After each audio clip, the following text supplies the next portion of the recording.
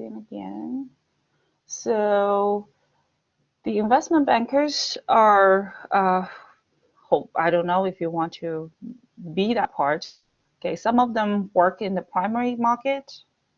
Some of them work in the secondary market. What is a primary market? Primary market talk about IPOs, SEOs, where the firms are actually issuing the stuff to public, to whoever investors are.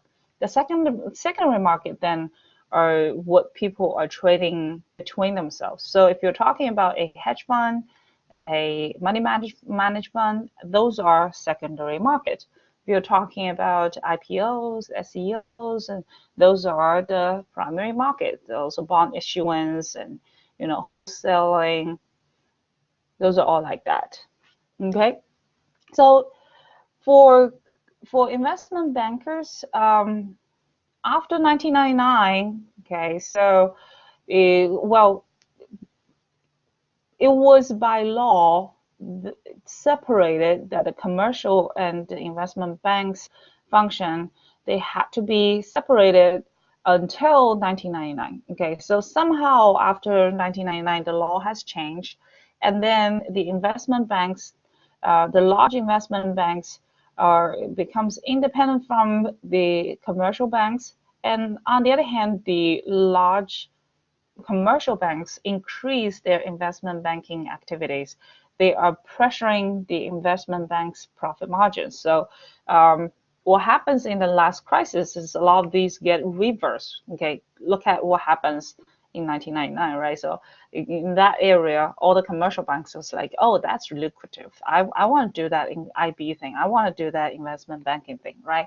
But now, after that, then the mortgage market collapsed in the crisis, and in order to get the assistance, get some money from the government, in order to get the deposit funding, okay, that the government, the Fed, can give them a pretty good interest rate in borrowing money.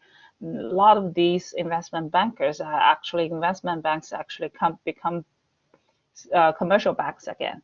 That includes even Goldman Sachs. So that all of a sudden they're like, oh yeah, we can be commercial banks. Do you actually have any commercial banking deposits? Don't know about that, but I want to be commercial banks right now.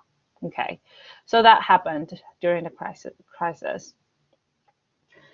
If we are taking a look at a typical balance sheet of commercial banks, we are going to see a huge amount of financial assets. Okay, then we're going to see a huge amount of liabilities. What are the bank's liability? Well, for commercial banks, the liabilities are deposits, whatever we deposit in there, that's what they owe us, right? Essentially, we're lending them money. So debts and other borrowed funds, if they're issuing anything, and then federal funds and repurchase agreements. Okay, so anything they borrow from the Fed fund and the repo market, those are typically their biggest liabilities. And their assets can be many, can be investment securities, can be loans and leases, anything they invest in the start of mortgages and things, and then other financial assets. But this is a typical balance sheet, I'm sorry, for a commercial bank. Okay. Somebody's calling me, I don't know why. Then this is a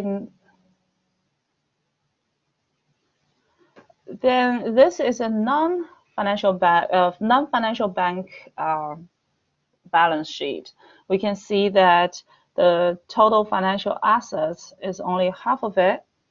Then liabilities is only a little half of it. So with all the whole assets, okay, so with the total amount of assets as 100%, only roughly about half the financial assets. In fact, we're talking about some larger firms that are actually investing everywhere. This might be true, but for smaller firms who are more focused, you actually will see a lot more real assets compared to the financial assets. Okay. Then there's this venture capital, private equity. These are the ones who are not going to invest in public stock listed on the stock exchange. So the venture capital invest in new firms. Private equity, they invest in companies that are not traded on stock exchange. Okay. So as a finishing point, let's take a little look at the cumulative returns over the time since 1980. It's always impressive if you look at the all cumulative returns instead of looking at one every single year's return, right? So since 1980, the whole stock market has increased how much?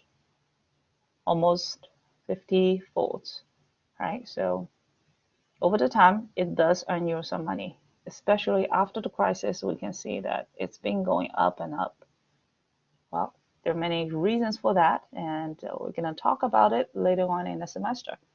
So that will be the end of today's video. And thank you very much.